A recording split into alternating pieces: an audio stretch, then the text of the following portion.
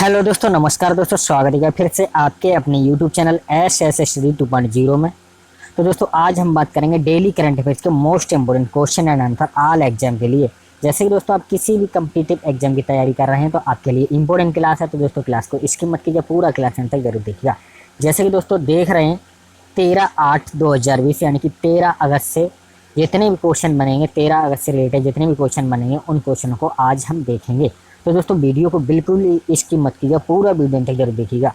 तो चलिए चलते हैं दोस्तों, चलेंगे क्वेश्चन नंबर। और हाँ दोस्तों, जो कि इसके बाद यानी कि 11:30 बजे, 11:30 बजे जो कि दोस्तों इसके बाद साइंस की क्लास है जिसमें कि फिजिक्स चल रहा है। तो दोस्तों आइए सभी लोग, ठीक है। तो चलिए चलते हैं, क्या देखेंगे क्वेश्चन नंबर 1 देखते हैं। क्या देखें, निम्न में से किस राज्य सरकार ने इसरो के पूर्व वैज्ञानिक नावी नारायणन को 1.30 करोड़ रुपए का अतिरिक्त मुआवजा दिया है? तो दोस्तों बताइए किसको। इस क्वेश्चन का राइट आंसर क्या आ जाएगा, किस सरकार ने, किस राज्य सरकार ने। तो याद रखिए इस क्वेश्चन का राइट आंसर आ जाएगा आपका, जो कि दोस्तों केरल सरकार ने। किसने? केरल राज्य सरकार ने। ऑप्शन नंबर सी आपका राइट आंसर आ जाएगा। क्या निम्न में से किस राज्य सरकार ने इसरो के पूर्व वैज्ञानिक नावी नारायणन को 1.30 करोड़ रुपए का अतिरिक्त मुआवजा दिया? तो याद रखिएगा केरल राज्य सरकार ने, याद रखिएगा। जो कि दोस्तों भारतीय अंतरिक्ष अनुसंधान संगठन इसरो के पूर्व वैज्ञानिक नावी नारायणन को 2.5 दशक पुराने जासूसी मामले के निपटारे के लिए केरल सरकार ने हाल ही में 1.30 करोड़ रुपए का अतिरिक्त मुआवजा दिया है, जिसमें पूर्व वैज्ञानिक नावी नारायण को पुलिस द्वारा फंसाया गया था, याद रखिएगा। चलिए दोस्तों अगला क्वेश्चन देखते हैं। क्या देखिए क्वेश्चन नंबर 2 देखिए, क्या देखते हैं, निजी क्षेत्र के किस बैंक ने हाल ही में इक्विटी शेयरों के QIP की घोषणा की है? तो दोस्तों बताइए किस बैंक ने। इस क्वेश्चन का राइट आंसर दीजिए, क्या आ जाएगा। तो याद रखिए ICICI बैंक ने। ऑप्शन नंबर बी आपका राइट आंसर आ जाएगा, याद रखिएगा। क्या निजी क्षेत्र के किस बैंक ने हाल ही में इक्विटी शेयरों के QIP की घोषणा की है? तो याद रखिए ICICI बैंक ने, याद रखिएगा। जो कि दोस्तों निजी क्षेत्र के ICICI बैंक ने, जो कि हाल ही में QIP की न्यूनतम कीमत यानी कि 351 दशमलव कितना 351.36 रुपये जो कि प्रति शेयर निर्धारित करते हुए इक्विटी शेयरों के QIP की घोषणा की है। बैंक का कोई बोर्ड, जो कि बैंक का बोर्ड 14 अगस्त को QIP की इशू प्राइस तय करने के लिए बैठक करेगा, याद रखिए कब, 14 अगस्त को, यानी कि कल, याद रखिएगा। चलिए अगला क्वेश्चन देखते हैं। क्या देखिएगा क्वेश्चन नंबर 3 देखेंगे दोस्तों। क्या देखिएगा, फॉर्च्यून ग्लोबल 500 की सूची यानी कि 500 की सूची में रिलायंस इंडस्ट्रीज लिमिटेड यानी कि 10 पायदान की छलांग की बढ़ोतरी के साथ कौन से स्थान पर पहुंच गई है? तो दोस्तों बताइए इस क्वेश्चन का राइट आंसर क्या आ जाएगा। तो याद रखिए 10 पायदान उछलकर कितने स्थान पर पहुंच गई? तो याद रखिए 96 में। ऑप्शन नंबर ए आपका राइट आंसर आ जाएगा, याद रखिएगा। जो कि दोस्तों क्या है, फॉर्च्यून ग्लोबल 500 यानी कि 500 की सूची में रिलायंस इंडस्ट्रीज लिमिटेड यानी कि 10 पायदान की छलांग की बढ़ोतरी के साथ यानी कि 96 स्थान पर पहुंच गई है। जबकि इस वर्ष की सूची में सरकारी कंपनी इंडियन ऑयल कारपोरेशन यानी कि IOC, क्या यानी कि IOC कौन सी, जो कि सरकारी कंपनी इंडियन ऑयल कारपोरेशन यानी कि IOC 34 पायदान फिसलकर 151वें स्थान पर पहुंच गई, याद रखिए कितने स्थान पर पहुंच गई है? तो 151वें स्थान पर पहुंच गई है, याद रखिएगा IOC, याद रखिएगा।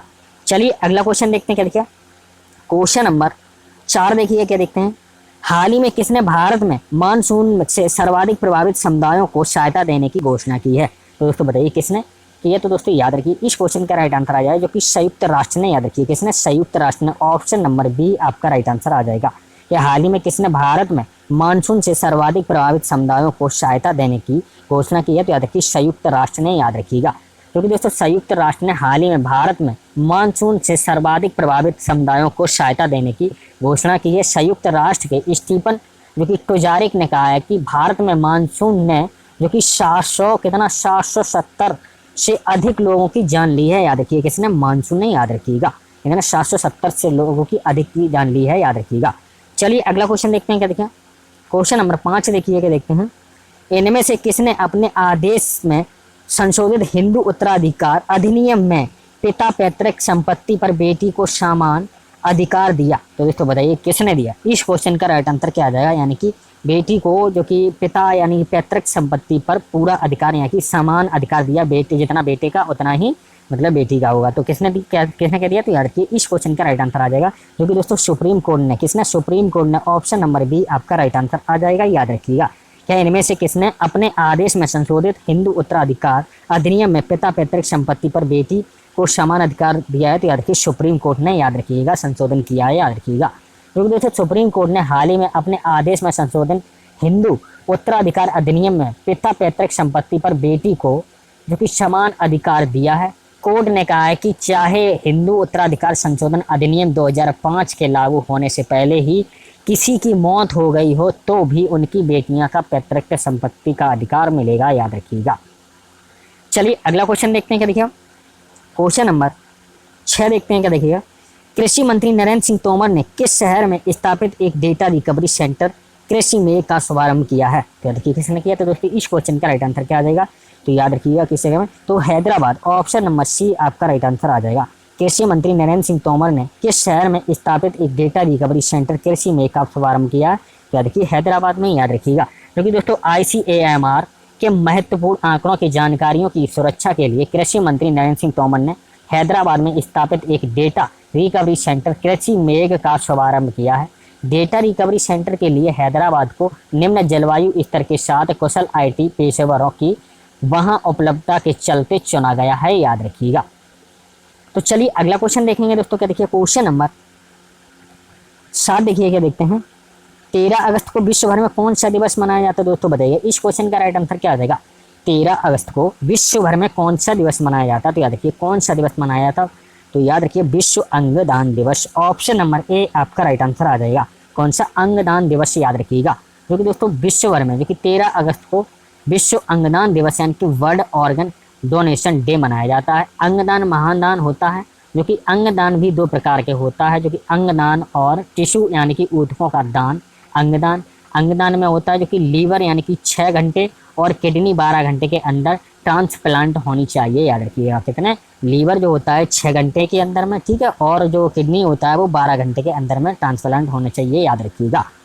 चलिए अगला क्वेश्चन देखते हैं, क्या देखिए क्वेश्चन नंबर 8 देखिए, क्या देखते हैं। मैसूर उर्दू शायर और गीतकार राहत इंदौरी का हाल ही में कितने वर्ष की उम्र में निधन हो गया? तो दोस्तों इस क्वेश्चन का राइट आंसर आप कमेंट बॉक्स में दीजिएगा। क्या है? मैसूर उर्दू शायर और गीतकार राहत इंदौरी का हाल ही में कितने वर्ष की उम्र में निधन हो गया? तो दोस्तों इस क्वेश्चन का राइट आंसर कमेंट बॉक्स में दीजिएगा। क्योंकि दोस्तों 4 ऑप्शन दिए हुए हैं, 60 वर्ष है, 70 वर्ष है, 80 वर्ष है, 90 वर्ष। तो आप कमेंट बॉक्स में राइट आंसर बताइएगा, ठीक है। चलिए अगला क्वेश्चन देखते हैं, क्या देखिए क्वेश्चन नंबर 9 देखिए, क्या देखते हैं। खादी और ग्रामोद्योग आयोग ने किस राज्य में पहला रेशम प्रशिक्षण व उत्पादन केंद्र स्थापित करने की घोषणा की है? तो दोस्तों इस क्वेश्चन का राइट आंसर आ जाएगा अरुणाचल प्रदेश में, ऑप्शन नंबर डी आपका राइट आंसर आ जाएगा, याद रखिए। जो कि दोस्तों ये रिपीट हो गया, ये क्वेश्चन कल भी हो गया था, आज भी हो गया आपको, ठीक है। तो चलिए अगला क्वेश्चन देखते हैं, क्या देखिए क्वेश्चन नंबर 10 देखते हैं, क्या देखिएगा।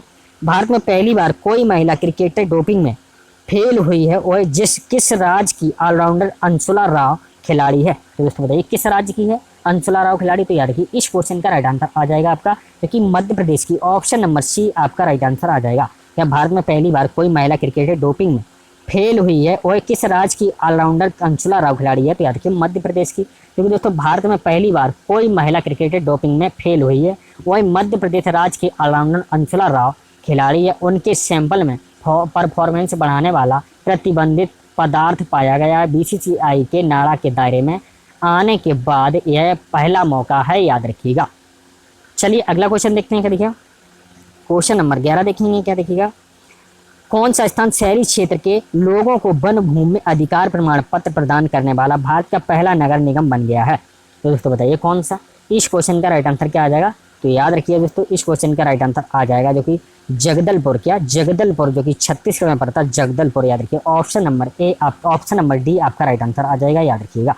कौन सा स्थान शहरी क्षेत्र के लोगों को वन भूमि में अधिकार प्रमाण पत्र प्रदान करने वाला भारत का पहला नगर निगम बन गया? तो जगदलपुर, याद रखिएगा।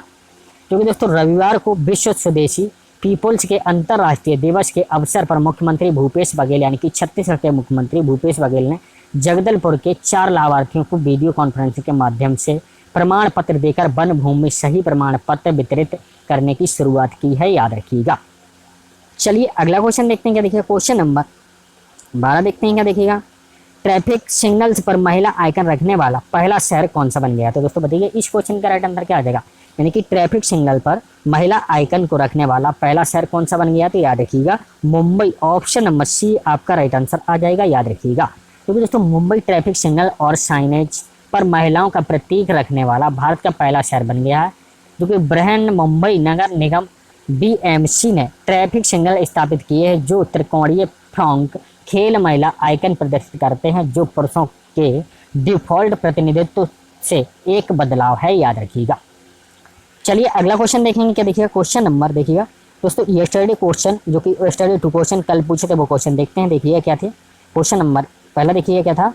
हाल ही में हुए विस्फोट के बाद किस देश के प्रधानमंत्री हसन दियाब और उनके 4 कैबिनेट मंत्रियों ने इस्तीफा दे दिया है, तो देखिए किस देश के, तो दोस्तों इस क्वेश्चन का राइट आंसर आ जाएगा लेबनान। ऑप्शन नंबर डी आपका राइट आंसर आ जाएगा, याद रखिएगा। क्या हाल ही में हुए विस्फोट के बाद किस देश के प्रधानमंत्री हसन दियाब और उनके 4 कैबिनेट मंत्रियों ने इस्तीफा दे दिया, तो लेबनान के, याद रखिएगा। जो कि दोस्तों लेबनान के बैरूत धमाके के बाद हाल ही में प्रधानमंत्री हसन दियाब और उनके 4 कैबिनेट मंत्रियों ने इस्तीफा दे दिया। बैरूत धमाके के बाद नाराज लोग सरकारी महकमे की लापरवाही अयोग्यता के आरोप लगाते हुए सड़क पर जो कि आक्रोश व्यक्त कर रहे हैं, याद रखिएगा। चलिए अगला क्वेश्चन देखते हैं, देखिए क्वेश्चन नंबर दूसरा देखते हैं। देखिए निम्न में से कौन सा देश कोरोना वायरस की पहली वैक्सीन का रजिस्ट्रेशन कराने के लिए 12 अगस्त को तैयार है, तो दोस्तों यानी कि हो चुकी तैयार। तो इस क्वेश्चन का राइट आंसर क्या आ जाएगा, तो याद रखिए इस क्वेश्चन का राइट आंसर आ जाएगा आपका जो कि रूस, याद रखिए। ऑप्शन नंबर सी आपका राइट आंसर आ जाएगा रसिया, याद रखिए। क्या निम्न में से कौन सा देश कोरोना वायरस की पहली वैक्सीन का रजिस्ट्रेशन कराने के लिए 12 अगस्त को तैयार है, तो याद रखिए रसिया यानी कि रूस। ऑप्शन नंबर सी आपका राइट आंसर आ जाएगा, याद रखिएगा। जो कि दोस्तों रूस कोरोना वायरस की पहली वैक्सीन का रजिस्ट्रेशन कराने के लिए 12 अगस्त को तैयार हो गई है। रूस जो कि रूस के उप स्वास्थ्य मंत्री ओलोग ग्रिडनेव ने यह घोषणा की है कि यह वैक्सीन गामालेया शोध संस्थान और रूस के रक्षा मंत्रालय के संयुक्त तत्वाधान में तैयार हुई है। वैक्सीन के चिकित्सा परीक्षणों की शुरुआत जो कि 18 जून को हुई है और इनमें 38 लोग शामिल हैं हुए। उन सभी में प्रतिरोधक क्षमता विकसित हो गई है। पहले समूह में 15 जुलाई को छुट्टी दी गई, जबकि दूसरे को 20 जुलाई को छुट्टी दी गई थी, याद रखिएगा। तो दोस्तों बताइए क्लास कैसा लगा, आप सभी साथियों बताइएगा एक बार। और दोस्तों हाँ एक बार कमेंट और लाइक कर दीजिएगा सभी लोग, ठीक है। बता दीजिएगा हमको क्लास कैसा लगा आप सभी लोगों हैं। और दोस्तों जो भी हमारे चैनल पर नए हैं तो प्लीज़ हमारे चैनल को सब्सक्राइब जरूर कीजिएगा, बेल आइकन दबाना ना भूलिएगा, जो आपको नोटिफिकेशन समय पर मिलता रहे। और दोस्तों इन दोनों क्वेश्चनों का जो कि सभी साथियों ने करेक्ट आंसर दिया था, ठीक है, करेक्ट दोनों क्वेश्चनों का जो कि राइट आंसर दिया था, ठीक है। तो दोस्तों उन सभी साथियों का तहे दिल से धन्यवाद करूँगा दोस्तों। और हाँ दोस्तों इसके बाद आपको जैसे कि बताए हैं 8 बजे, क्या शाम 8 बजे, ठीक है, शाम 8 बजे जो कि आपकी क्लास लगेगी, ठीक है, हिंदी की, किसकी, हिंदी की। तो दोस्तों वहाँ पे सभी लोग आइएगा, ठीक है। तो चलिए चलते हैं दोस्तों, चलेंगे। जय हिंद, जय भारत, वंदे मातरम।